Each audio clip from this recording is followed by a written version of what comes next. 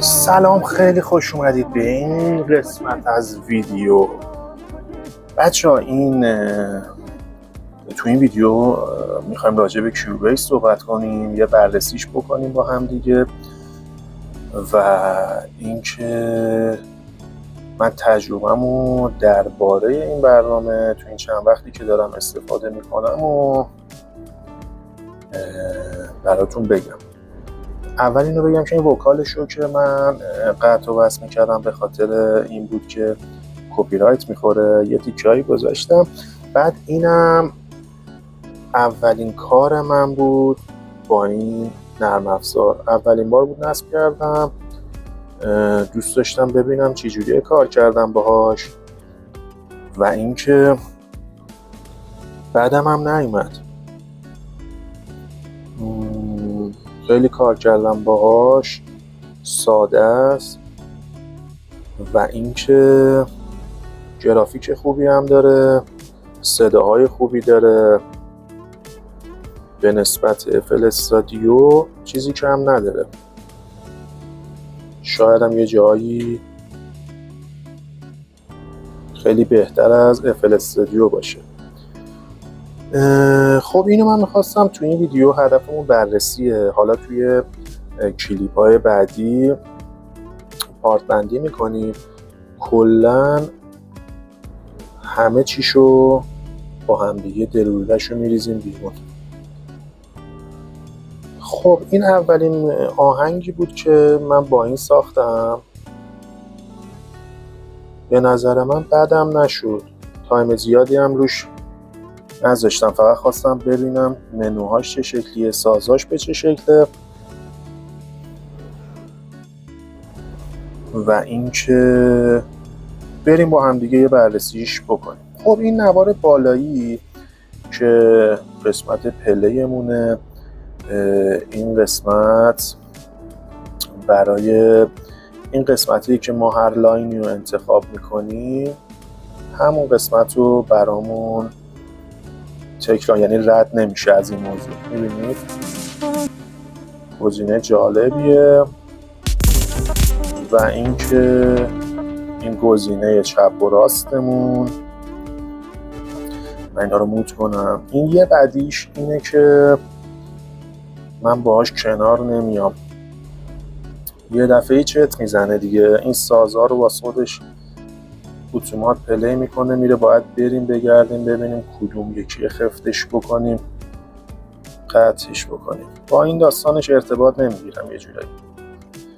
و اینکه این قسمت تایم موزیکمون رو نشون میده که چقدر موزیکمون تایمش چقدر شده. این برم که میکسرمونه، اینم که پیانو رولمونه و این قسمت هم قسمت پروژه هامون، میدی هامون.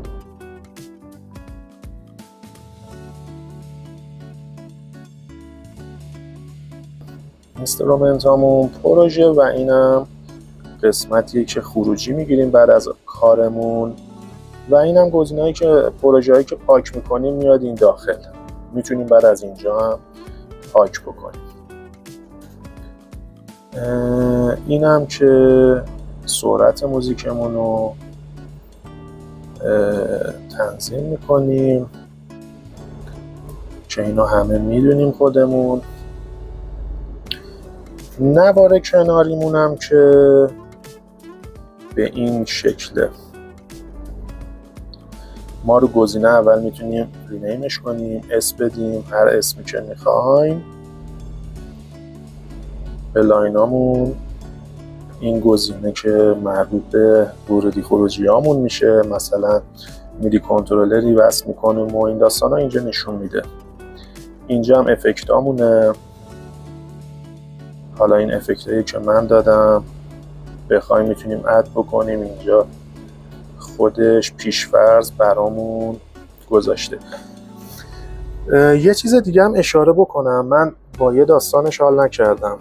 این که این داداشمون کیوبیسه یه فرقی گذاشته بین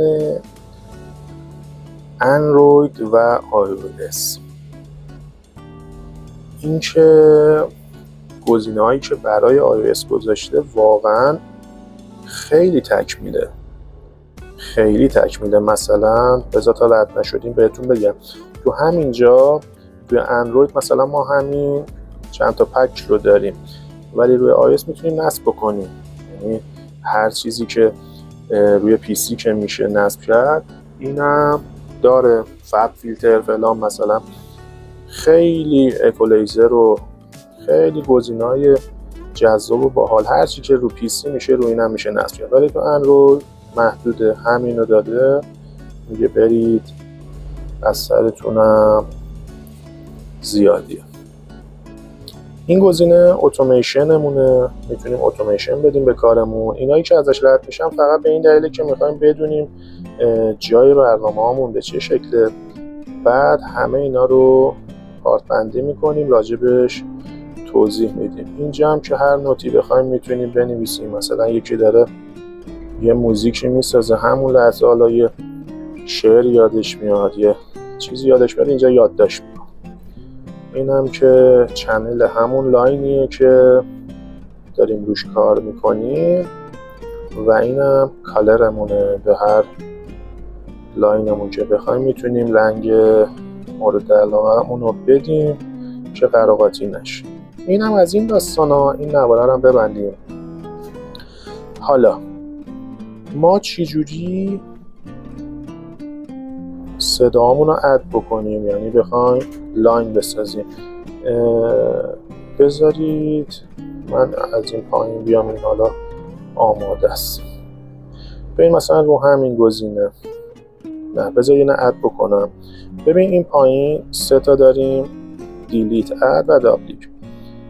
که دیلیت که اون لاینی که میخوایم رو میزنیم پاک میکنه، اد که اضافه میکنیم، اینم که همون گزینه رو دوباره تکرار میکنه، یعنی کپی میکنه برامون.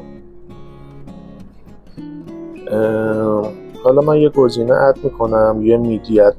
ادم که میزنیم میدی داره و آدیو داره و گروه، یعنی گروه بندی میکنیم دیگه توی میکسرمون، که به خاطر اینکه حجم و فضای زیادی نگیره.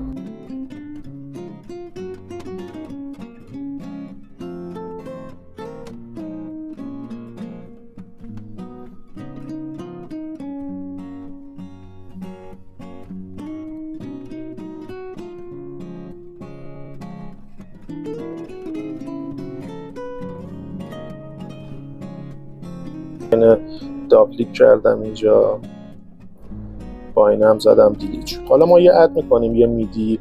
حالا ما تو این لاینمون چجوری موزیکی که میخوایم رو اضافه بکنیم؟ تو همون لاین 2 تا میزنیم رو صفحه، لاینه اضافه میشه و دوباره 2 تا بزنیم این رو پیانو رولمون. حالا دستی هم بخوایم بزنیم، میبینید. و اینجا هم که اکتاباشو کم و زیاد میکنیم.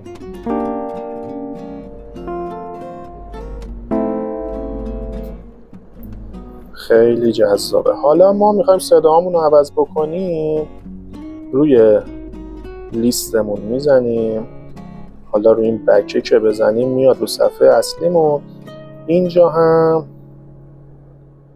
کل داستان اینجاست. مثلا هالیون سونیک داریم، اف ام کلاسیک داریم، نئو اف ام داریم، لوفی پیانو داریم، میکروسونیک داریم.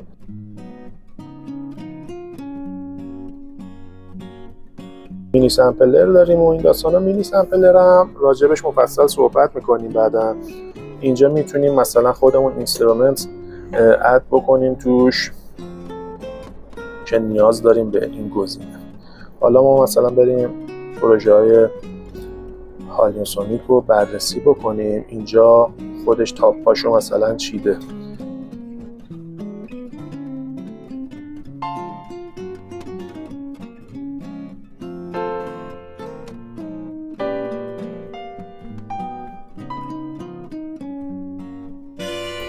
خیلی صدای خوبی داره. من با صداش هم میگم، یعنی همچین صدایی توی FL استودیو خیلی سخت پیدا میشه. یعنی توی FL استودیو بخوایم همچین صدایی داشته باشیم باید بریم کلی افکت بدیم و خودمون تنظیمش بکنیم تا یه صدایی بهمون بده. مثلا فلوت رو نگاه کن، خود فلوته. این مثلا خودش گزینه‌های آماده حالت آرکستریه.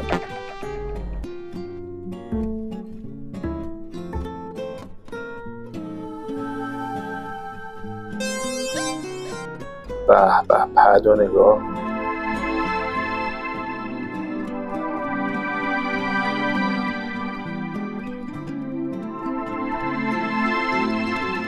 خوبه، داره همه چی داره دیگه. حالا بخوایم مفصل اینا رو دونه دونه چک کنیم خیلی زمان ویدیومون میره بالا. مثلا تو این قسمت هم داریم، بریم تو تاپ‌هاش.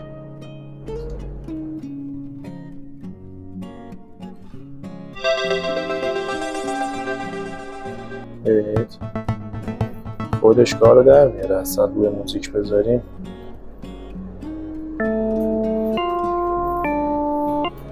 اوه چه میکنه. خب مثلا لوفی پیانو رو هم من دوستش دارم، خیلی پیانوهای کلاسیک باحالی داره. ببینید مثلا همچین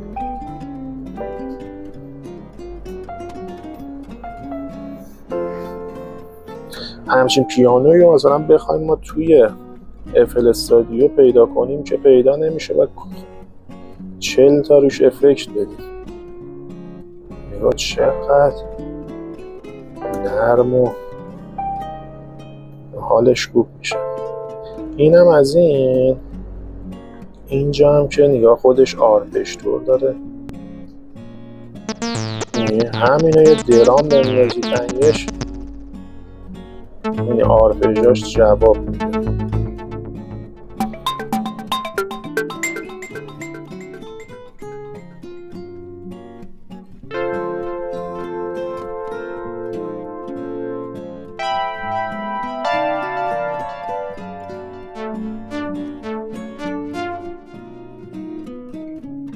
خب اینم از این دیگه. اینم متوجه شدیم به چه شکلیه. مثلا حالا ما همینو میخوایم اینجا بچینیم و اینجا مداد رو میزنیم خودمون به این شکل تو هر لاینی که بخوایم میتونیم بچینیم. این قسمت هم که 1/8 و 1/16 و این داستانامونه. مثلا حالا ما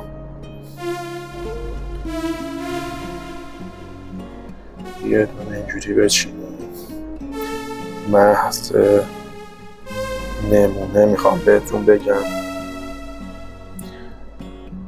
خب توی کپی پیست کردنش هم من بیشتر دوست دارم. نگاه روش میگیریم کپی میشه، اینجا مثلا میزنیم کلشو میاریم پایین. مثلا یه اکتاب آوردیم پایین تر،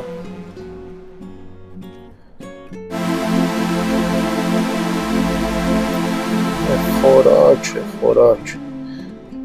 حالا به عنوان مثال میخوایم به همین افکت بدیم، میایم روی این گزینه میزنیم اینجا، حالا هر افکتی که بخوایم بهش میده. اینجا هم خودش گزینه‌های پیش‌فرض هم داره. حالا مثلا ما میگیم پد ساختیم، میایم اینجا خودش داره. مثلا پد ببینید خودش داره. یه بار گوش بدیم.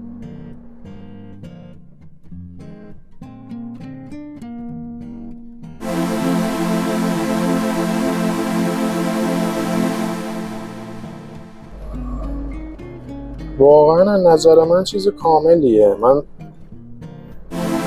خودم مورد پسندم بود. حالا باز اگه نظری چیزی دارید به هم بگید حتما. اگه تا اینجا ویدیو هم که دید اول دمتون گرم که تا اینجا بودید. بعد یه لایک هم اگر بزنید که عشق میدید به ما، ساب هم بکنید که دیگه عشق مایید، چیزی نمیمونه دیگه. ولی اینو 100% پارت بندی میکنم و با هم میریم جلو. اگه حال کرد، اگرم حال نکرد که بازم سعی میکنیم بسازیم، شاید یکی پیدا بشه حال بکنه دیگه.